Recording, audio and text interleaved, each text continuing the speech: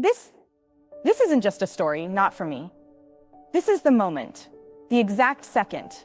The universe clicked into place and showed me what I was truly capable of. And trust me, what I was capable of was far more terrifying than anyone ever imagined. Especially not him. Let me take you back a little. Before the storm, before the shattered glass and the burning rage, before the kind of quiet, meticulous planning that keeps you up at night, not with fear, but with a chilling, electric thrill. My name is Elizabeth, just Elizabeth.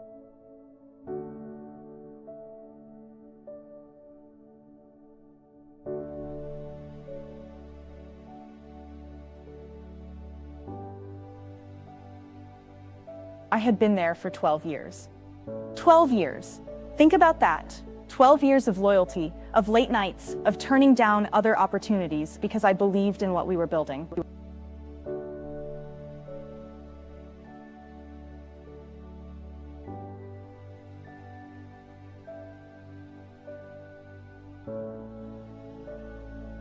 My life was, for lack of a better word, comfortable. I lived in a cozy, two-bedroom house on the outskirts of Boston, a place I'd painstakingly decorated over the years, filled with books and a ridiculously oversized, ridiculously comfortable armchair. My weekends were spent volunteering at the local animal shelter, walking my golden retriever, Daisy, through the park, and trying new recipes that usually ended up in comical failure. I wasn't looking for fireworks. I was happy with the steady, warm glow of my ordinary existence. My parents, bless their hearts, were still in the picture, living a few towns over, always ready with a home-cooked meal and a gentle reminder to settle down, sweetheart. I was perfectly settled, thank you very much. Or so I thought. At Sterling Hayes, I was a pillar. I knew the company's financial history better than some of the partners. I'd onboarded countless new hires, trained a dozen junior accountants, and had a reputation for being firm but fair. My team respected me, my colleagues trusted me, and even the formidable Mr. Sterling himself, the 80-year-old patriarch of the firm, would occasionally pop his head into my office just to say, "Elizabeth, you're the backbone of this operation." That meant something, you know. It meant I was valued. It meant I belonged. The environment at Sterling Hayes was, by and large, a professional one.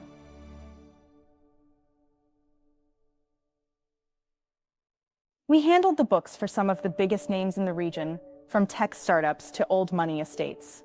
The offices were sleek, modern, all glass and polished chrome, with expansive views of the city skyline.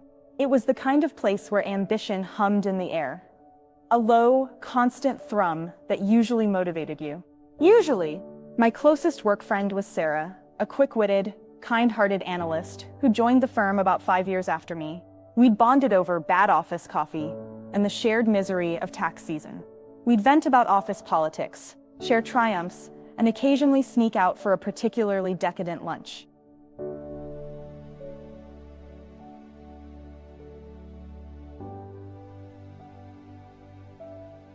I valued her opinion, her honesty, and her unwavering loyalty, or so I believed.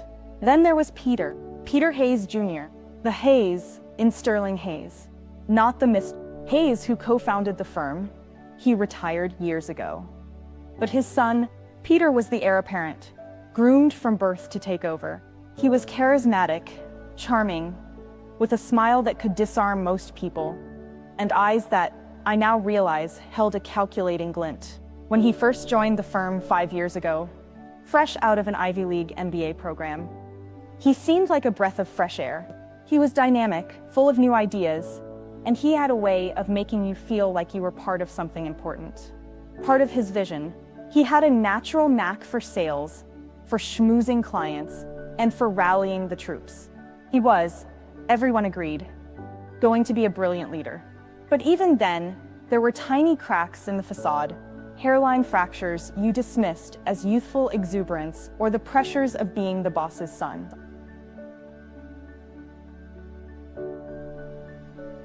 He'd messed up a crucial client report, a glaring error that would have cost us a major account. I caught it, of course, spent a grueling Saturday re-auditing everything, and managed to fix it before anyone else noticed. When I presented him with the corrected report, calmly explaining the discrepancy, He just clapped me on the shoulder, flashed that dazzling smile, and said, "Elizabeth, you're a lifesaver. Don't know what I'd do without you." No real apology, no deep gratitude, just a casual dismissal of a crisis I'd averted. It stung a little, but I shrugged it off. He was busy, I told myself. He had a lot on his plate. As the years went by, Peter's charm started to wear thin, at least for those of us who saw past the polished exterior. He had a habit of taking credit for other people's work, of subtly shifting blame when things went wrong, and of making promises he never intended to keep. He'd butter up the senior partners, make grand pronouncements in meetings, but the actual grunt work, the unglamorous, detail-oriented stuff that kept the firm afloat, that was for people like me. I started to notice how he'd avoid eye contact when discussing budget shortfalls or difficult client feedback, how his enthusiasm would mysteriously wane when faced with a real challenge. One particularly telling moment occurred during our annual holiday party. Peter, a few drinks in, was holding court, regaling a group of junior staff with a story about a complex financial restructuring deal he'd supposedly spearheaded.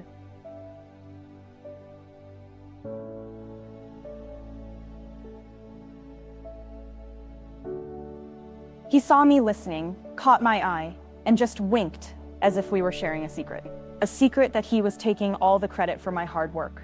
My stomach churned, but I just smiled politely and excused myself. That was when a seed of unease started to sprout, a tiny, insidious doubt about the man who was destined to run the company. But what I was about to lose, what I stood to lose, was far more than just my job. It was my sense of purpose, my financial security, the very foundation of the comfortable life I built. I was 45, well past the age where jumping to another firm was easy, especially one as established as Sterling Hayes. This wasn't just my career, it was my identity. And Peter, with his slick smile and empty promises, was about to rip it all away. The injustice, the raw, brutal betrayal, came with the announcement of the new senior partner position. This was my position. I had been working towards it for years. Everyone knew it. Mr. Sterling had all but promised it to me in our last performance review, praising my dedication, my knowledge, my unparalleled understanding of the firm's financial architecture.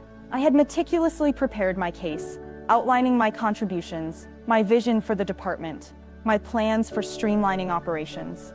I had put my heart and soul into that presentation. The meeting itself was called on a Tuesday morning, a dreary, rain-soaked day that felt eerily prescient. All the department heads, myself included, were gathered in the executive boardroom. The air was thick with anticipation. Sterling, looking frail, but still commanding, stood at the head of the long mahogany table. Peter was beside him, beaming, practically vibrating with suppressed excitement. My heart hammered in my chest. This was it. This was my moment. Mr. Sterling cleared his throat. Good morning, everyone. As you know, we've been deliberating over the appointment of our new senior partner. This is a critical role, one that demands not only exceptional financial acumen, but also visionary leadership and a deep understanding of Sterling Hayes' core values. He paused, his gaze sweeping across the room. My eyes met Sarah's for a brief moment, and she offered a small, encouraging smile. After much consideration, Mr.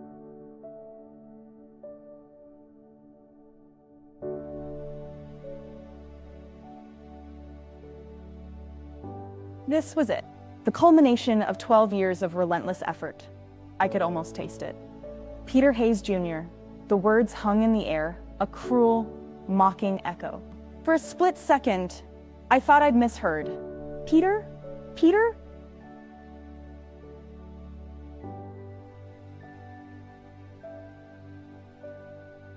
My mind reeled. I felt a cold wave wash over me, numbing my limbs, stealing the air from my lungs. I looked at Peter. He met my gaze, that same disarming smile plastered on his face, a triumphant glint in his eyes that made my blood run cold. He even gave a subtle, almost imperceptible nod, as if to say, "Yes, me, not you." Then he spoke. His voice, usually so smooth and confident, now had an almost smug edge. "Thank you, Mr. Sterling. Thank you, everyone. I am truly honored. I believe with my vision and with the incredible support of this dedicated team. He gestured vaguely around the room, his eyes skipping over me entirely. We can take Sterling Hayes to new heights. I'm particularly excited about the new Project Phoenix initiative, which I've been developing for some time, designed to revitalize our client acquisition strategy and streamline our internal processes. Project Phoenix, those words hit me like a physical blow. Project Phoenix was my initiative. I had spent the last 6 months painstakingly developing it, poring over data, crafting every detail, every projection. I had shared it with Sarah, bounced ideas off her, even included some of her insights. I had presented a detailed overview to Peter himself just 3 weeks prior, seeking his feedback, hoping to secure his backing. He had sat there, nodding, offering generic praise, and making a few suggestions that were, frankly, superficial. Now he was claiming it as his own, and Mr. Sterling, seemingly oblivious, was nodding along, a proud look on his face. My heart hammered, not with anticipation now, but with a sickening mix of disbelief and pure, unadulterated rage. I felt a tremor run through my hands. I clasped them together, digging my nails into my palms, trying to keep my composure. Don't react, Elizabeth. Don't give them the satisfaction.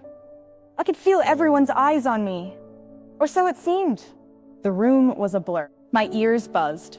Sarah, who was sitting next to me, reached out and gently squeezed my arm.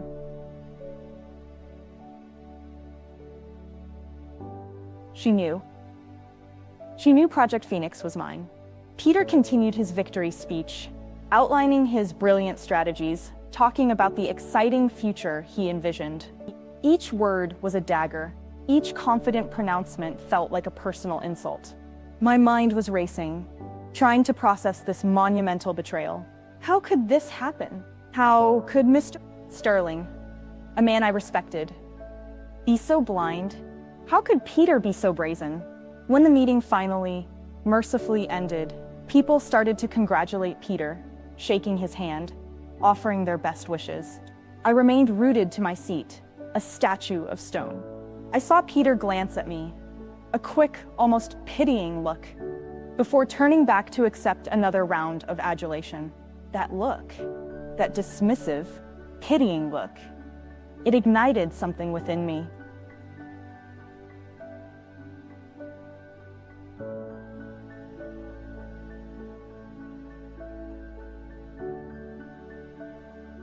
I can't believe this. Project Phoenix? That's your baby. Everyone knows that. I just nodded, unable to speak. My throat felt constricted. The words felt too big, too raw, too choked with emotion to escape. My mind was already skipping ahead, past the initial shock, past the hurt to something far more dangerous. The next few days were a blur of suppressed anger and a suffocating sense of injustice. My colleagues, sensing the tension, largely avoided me, offering hushed condolences or awkward glances. Sarah, bless her heart, tried to be there for me, bringing me coffee, trying to engage me in small talk, but I was beyond comfort. I was in a state of quiet, simmering fury. I spent hours staring at my computer screen, the words blurring, my thoughts spiraling. How could I have been so blind, so naive? All those years, all that hard work, reduced to nothing. Just a stepping stone for Peter. The anger was a physical ache in my chest, a burning coal that refused to be extinguished. It wasn't just about the promotion. It was about the fundamental disrespect, the blatant theft of my intellectual labor, the shattering of my trust. I thought about quitting, just walking out, slamming the door, and never looking back. But then what? Start over? At my age, with no safety net. The thought brought a fresh wave of despair. And then a different thought began to form, a chilling whisper in the back of my mind. Why should I be the one to suffer? One evening, about a week after the announcement, I was sitting in my armchair, Daisy curled up at my feet, gnawing on a squeaky toy. I was replaying the entire board meeting in my head, dissecting every word, every gesture. And then it hit me, something Peter had said, with the unanimous support of the board. Unanimous. But I had spoken to several board members just weeks before, and they had all seemed to be firmly in my corner. Mr. Sterling himself had been my biggest advocate. That nagging question led me down a rabbit hole. I remembered a conversation with Miss.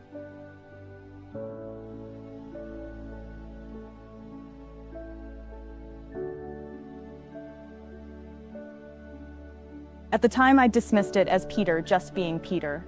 All talk and no substance. But now it sounded different. I started digging. Not openly, not in a way that would raise suspicion, but subtly, methodically. I had access to all the firm's financial records, internal memos, meeting minutes. It was my job, and my access was still unrestricted. I started by looking at Peter's personal expense reports. Nothing overtly nefarious, just a lot of high-end client dinners and lavish travel, all within the firm's generous guidelines. But it gave me a baseline, a sense of his spending habits. Then I focused on Project Phoenix. I knew my Project Phoenix. But what was his Project Phoenix? There was no official project code, no internal memo from Peter about it. It was just a phrase he'd thrown out in the meeting. That's when I realized he didn't just steal my ideas, he stole my entire project, repackaged it, and claimed it as his own. The real breakthrough came when I stumbled upon a series of email exchanges between Peter and Mr. Henderson, one of the firm's longest-standing board members. These weren't standard corporate emails. They were slightly too informal, too frequent, and often contained vague references to our mutual understanding and ensuring the smooth transition. And one email in particular made my blood run cold. It was from Peter to Henderson, dated 2 days before the senior partner announcement. The subject line was chillingly simple. Phoenix details finalized. Our arrangement secured. Our arrangement secured. What arrangement? My mind raced. Henderson had been a staunch supporter of mine. Why would he suddenly flip? And then I remembered Henderson was set to retire in 6 months. His retirement package, though substantial, wasn't extravagant. What if Peter had offered him something more? A golden parachute, perhaps? This was it, the first thread of the unraveling. This wasn't just a betrayal by Peter, it was a conspiracy, and I had the leverage. The anger that had been simmering within me solidified into something colder, sharper, far more potent. It wasn't just about justice anymore. It was about exposing the rot at the heart of the firm. My transformation from heartbroken victim to calculating revenge seeker was complete. I knew, with absolute certainty, that Peter Hayes Jr. and anyone who had conspired with him was going to pay. And I was going to make sure they paid dearly. My revenge had to be surgical, devastating, and entirely untraceable back to me. I wasn't interested in cheap theatrics or public meltdowns. I wanted to dismantle Peter's carefully constructed world, piece by meticulous piece, until there was nothing left but the rubble of his ambition. And the beauty of it was, I didn't have to break any laws. I just had to expose the ones that had already been broken. This wasn't about petty vengeance. It was about ensuring accountability. The first step was to build my case, brick by painstaking brick. I started creating a separate encrypted file on my home computer. Every document, every email, every financial discrepancy I found went into that file. I worked late into the nights, fueled by a potent cocktail of indignation and icy determination. Daisy would often nudge my hand with her wet nose, as if sensing the intensity of my focus. I focused on the arrangement between Peter and Miss Henderson. I started cross-referencing Peter's expense reports, looking for anything that might hint at a payoff. It was subtle at first, a series of unusually large consulting fees, paid out to a shell company in the Cayman Islands, Oceanic Holdings. The dates of these payments often coincided with the dates of Peter and Henderson's cryptic email exchanges. Oceanic Holdings, that name felt important. I remembered Mr. Henderson mentioning years ago that his wife had always dreamed of a retirement villa overlooking the ocean. Coincidence? I didn't think so. Next, I turned my attention to Peter's actual contributions to the firm versus his perceived ones. This was trickier, as it involved deconstructing his claims and comparing them to the reality of the work being done. I started creating detailed timelines, cross-referencing projects, identifying who was actually responsible for the successes Peter frequently boasted about. It became chillingly clear that Peter was a master of self-promotion and credit appropriation. His innovative strategies were often just slightly tweaked versions of existing initiatives, or, in the case of Project Phoenix, outright plagiarism. I also knew I couldn't do this alone. I needed an ally, someone on the inside who I could trust, someone with a clear sense of right and wrong. My mind immediately went to Sarah. She had been there for me, had shown genuine outrage at the injustice. But approaching her was a risk. What if she was too scared? What if she revealed my suspicions? I decided to test the waters cautiously. "Sarah," I said to her one afternoon, catching her in the break room, "do you remember Peter talking about Project Phoenix before the announcement?" She frowned, stirring her coffee. "Not really, no. I mean, he'd mention new strategies and innovative approaches in general terms, but nothing concrete." "Why?" "Just curious," I replied, feigning nonchalance. "It seemed to come out of nowhere, didn't it? Especially since, well, you know." She nodded, her eyes meeting mine. A flicker of understanding passing between us. It was definitely a shock. "Everyone was expecting you, Elizabeth. Everyone." That was my opening. "Sarah, can I trust you with something really sensitive?" She looked at me, her expression serious. "Of course, Elizabeth." "You know that." I decided to take the plunge. Over the next few days, I slowly, carefully started sharing my findings with Sarah, initially just hinting at the discrepancies, then showing her the email exchanges, the financial transfers, the documented plagiarism of Project Phoenix.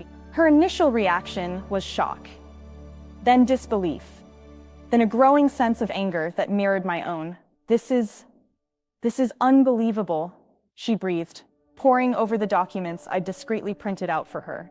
"He didn't just steal your promotion, Elizabeth. He defrauded the firm, colluded with a board member, and outright lied to everyone." "Exactly," I said, my voice low and steady. "And he's about to become senior partner, giving him even more power, more access." "This isn't just about my career anymore, Sarah. This is about the integrity of Sterling Hayes." Sarah's loyalty, I realized, was unwavering. The sense of tribal identity, the us versus them mentality, began to solidify. We were Elizabeth and Sarah against the corruption, against Peter and his co-conspirators. She became my invaluable partner in this secret investigation, using her own access to verify details, to cross-reference data, and to provide another set of keen eyes to spot any anomalies. We were a formidable team. Our next target was the IT department. We needed to ensure Peter couldn't simply delete incriminating emails or records. We had to be one step ahead. Sarah had a casual acquaintance, David, in IT, a quiet, brilliant tech wizard who was notoriously ethical. We needed his help, but getting it without revealing the full scope of our plan was crucial. "David," Sarah approached him casually one afternoon. "I'm having some issues with my email archiving. Sometimes crucial attachments seem to disappear after a certain period. I was wondering if you could just ensure a full, redundant backup of all email communications for the entire executive team, just as a preventative measure." My old boss, Miss Sterling, always preached redundancy. "You know, David, ever the meticulous one," readily agreed. "No problem, Sarah. I can set up a daily, off-site backup for all executive accounts." "Good catch, actually. It's always better to be safe than sorry." "Perfect. Now, even if Peter tried to erase his digital footprint, a copy would exist, safely tucked away by David, who remained blissfully unaware of the true purpose of his preventative measure. This was a small victory, but a crucial one. The planning continued for weeks. We meticulously documented every instance of Peter's misdeeds, creating a dossier that was comprehensive and irrefutable. We even found evidence of Peter subtly manipulating client contracts to benefit his own, undisclosed side ventures. This wasn't just unethical, it was illegal. The scale of his deception was breathtaking. One evening, as we reviewed our findings over takeout at my kitchen table, Sarah looked at me, her eyes gleaming with a mixture of fear and excitement. "Elizabeth," she said, "this is enough to bring him down. Not just from senior partner, but from the firm entirely.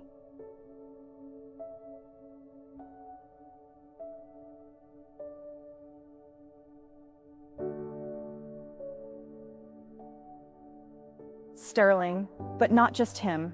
We needed a wider audience, other key board members, people with integrity, who wouldn't be swayed by Peter's charm or his father's legacy. And we needed to do it in a way that left Peter no room to maneuver, no time to spin a counter-narrative. This required a moment of high drama, a calculated interruption that would turn the tables completely. The annual shareholders meeting was just 2 weeks away. It was a grand affair, all the major investors, the entire board, and key executives present. It was where Peter was scheduled to give a keynote address, outlining his vision for the future of Sterling Hayes, undoubtedly highlighting his Project Phoenix. It was the perfect stage for his downfall. This was where everything would be laid bare. My heart pounded with a mix of anxiety and thrilling anticipation. This was going to be epic. The day of the annual shareholders meeting dawned bright and clear, a stark contrast to the storm brewing beneath the surface. I woke early, the nervous energy a palpable hum in my veins.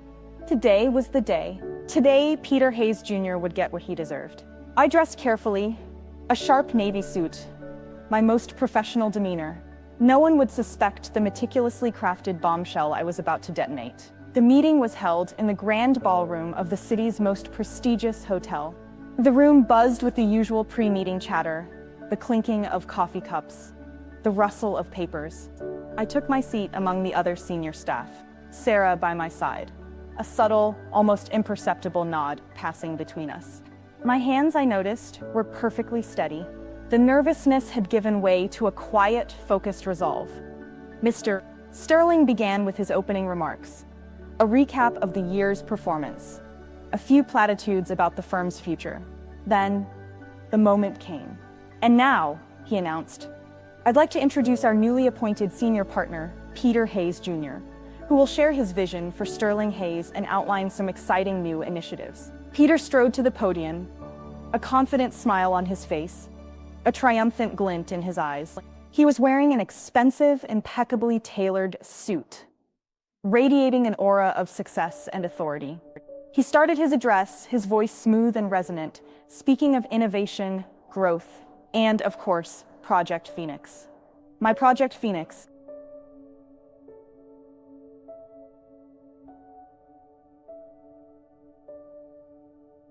He was practically reciting my presentation verbatim. A wave of ice-cold fury washed over me, quickly followed by a surge of pure, unadulterated satisfaction. "Keep talking, Peter. Dig your own grave." He was about 10 minutes into his speech, just as he was launching into the strategic pillars of his new initiative, when I executed the first phase of our plan. "Excuse me, Mr. Hayes," I interjected, my voice clear and calm, cutting through the polished drone of his presentation. The entire room fell silent. Every head turned towards me. Peter, startled, blinked, his confident smile wavering for the first time. "Elizabeth," he said, a forced pleasantness in his tone. "Is there a question?" "Yes, there is," I replied, rising slowly to my feet, holding a discreetly thin folder in my hand. "It's not so much a question as it is a clarification. Regarding Project Phoenix and its strategic pillars, I believe I can offer some additional context." A ripple of murmurs went through the room. "Mr. Sterling looked bewildered, his brow furrowed. Peter's face, a second ago so composed, now had a faint flush of irritation. "Elizabeth, perhaps this isn't the appropriate forum for—" "On the contrary, Mr. Hayes," I interrupted again, my voice gaining strength. "I believe this is precisely the appropriate forum.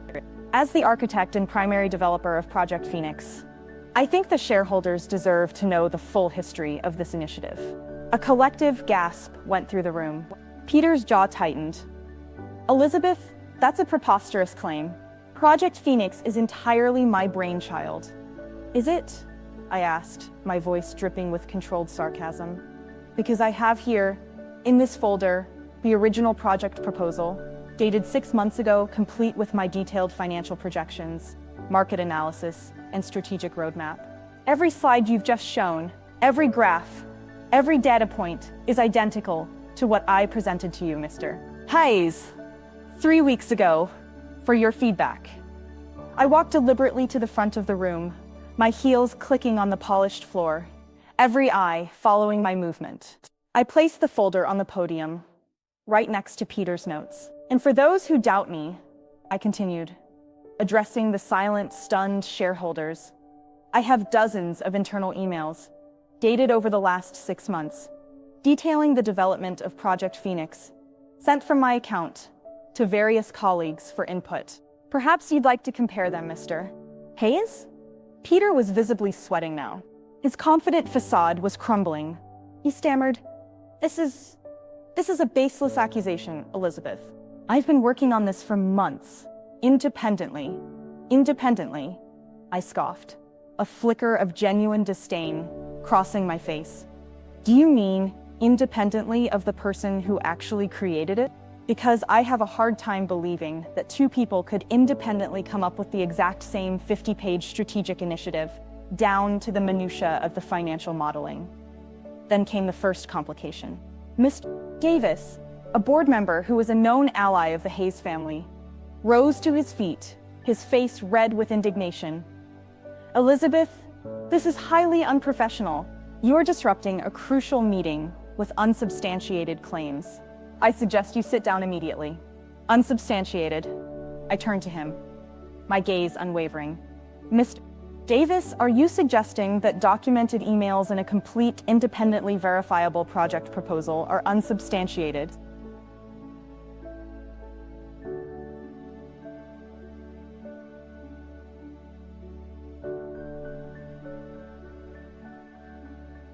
My heart skipped a beat.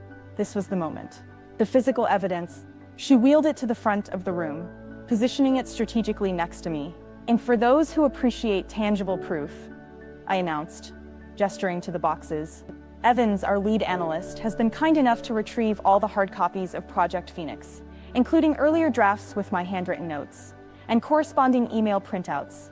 We even have a few copies of the original research materials I used, all clearly dated. The room erupted into a low murmur of shock and confusion. Shareholders started whispering, pointing, some even getting out of their seats to get a closer look at the boxes of evidence. Peter looked utterly horrified, his face ashen. Sterling, who for the first time looked truly disturbed, his 80-year-old face etched with dismay. Furthermore, I pressed on, leaning into the microphone, my voice clear and strong. My concerns go beyond simple intellectual property theft. I have reason to believe that Mr. Hayes has engaged in a pattern of unethical and potentially illegal financial conduct, leveraging his position within Sterling Hayes for personal gain, and conspiring with certain board members to secure his promotion. Now, the room truly exploded. Shouts of "What?" and "Prove it!" rang out. Peter, pale and trembling, finally found his voice. This is insane. She's fabricating all of this. It's a smear campaign. Fabrication? I chuckled, a cold, humorless sound. Miss Hayes, do you deny knowing anything about Oceanic Holdings? Or the large consulting fees paid to it directly coinciding with your arrangement with Mr. Henderson? I then projected the email from Peter to Henderson onto the screen. Phoenix details finalized, our arrangement secured. It hung there, stark and damning, for everyone to see. Mr. Henderson, sitting at the head table, suddenly looked like he was about to faint. His face went from red to a ghostly white. A new complication arose. Peter, seizing on the chaos, tried to rush the podium, clearly intending to rip the folder from my hands or turn off the projector. But Sarah, quick as a whip, stepped in front of him, blocking his path. I wouldn't. Peter, she said, her voice surprisingly firm. This is far from over. The room became a maelstrom of shouting, accusations, and furious whispers. Mr. Sterling, finally finding his voice, slammed his gavel down repeatedly. Order, order, everyone. This is unacceptable. But the genie was out of the bottle, I continued, unperturbed to present the highlights of my meticulously compiled dossier, pointing to specific dates, amounts, and email chains. And perhaps, I added, looking directly at Sterling, you might want to ask Mr. Henderson about his new oceanfront retirement villa, acquired very suddenly after certain consulting fees were paid out. That was the climactic moment. The raw, irrefutable evidence, laid bare for everyone to see, coupled with the blatant public lie, shattered Peter's credibility completely. His denials were drowned out by the growing outrage from the shareholders. They weren't just angry about the intellectual property theft. They were furious about the potential financial impropriety and the betrayal of their trust. The value of their investments, the integrity of the firm, were now at stake. In the ensuing chaos, Mr. Sterling, looking utterly devastated, called for an immediate recess. He beckoned me and Sarah to a private room, along with two other key board members who were known for their strong ethical compass. Peter and Miss. In that room, the full weight of my evidence came down. Sarah and I presented everything, calmly, methodically, answering every question, cross-referencing every claim. The depth of Peter's deception, the brazenness of his lies, and the clear evidence of his financial manipulations were undeniable. Mr. Sterling, his face etched with a profound sadness, slowly shook his head. Peter, he said, his voice barely a whisper. How could you? The consequences for Peter were swift and absolute. Within 24 hours, an emergency board meeting was convened. Not only was his appointment as senior partner revoked, but he was immediately terminated from Sterling Hayes for gross misconduct, fraud, and breach of fiduciary duty. The firm launched a full internal investigation, which quickly uncovered even more of his underhanded dealings. Mr. Henderson, facing not only professional ruin, but also potential legal action, resigned in disgrace, his dreams of an oceanfront villa turning to dust. The public fallout was immense. The story, initially an internal scandal, inevitably leaked to the financial press. Sterling Hayes, once a paragon of stability, found itself embroiled in a damaging controversy. The unanimous support Peter had boasted of dissolved into public condemnation. The irony was palpable. Peter, who had always craved the spotlight, now found himself utterly exposed, his reputation in tatters, his career irrevocably destroyed. The aftermath was a strange mix of vindication and exhaustion. The firm, desperate to salvage its reputation and publicly atone for its oversight, immediately offered me the senior partner position. This time, it wasn't an empty promise, it was an urgent necessity. They also provided a generous settlement, a formal apology, and a mandate to overhaul the firm's internal ethical guidelines. I accepted, but not without my own conditions, including a complete audit of all executive accounts and a new, transparent system for project attribution. The shareholders, once enraged, were now appreciative. Many of them approached me personally, thanking me for my integrity and for saving their investments from Peter's reckless ambition. Elizabeth, one longtime investor, told me, "You didn't just expose a fraud, you showed us the true character of this firm." It felt good. It felt like justice. Sarah, my invaluable ally, was promoted to a key leadership role in the accounting department. And together, we began the slow, painstaking process of rebuilding trust within Sterling Hayes. The atmosphere in the office had changed. The hushed whispers of scandal eventually gave way to a renewed sense of purpose, a shared commitment to ethical practice. I often reflect on that period, on the transformation I underwent. I was no longer just Elizabeth, the comfortable accountant. I was Elizabeth, the woman who had faced betrayal head-on, who had meticulously planned her retribution, and who had emerged stronger, more resolute, and utterly unyielding. I learned that true power isn't in a title or a position. It's in knowing your worth, understanding your capabilities, and having the courage to stand up for what's right, even when it feels like the whole world is against you. Peter?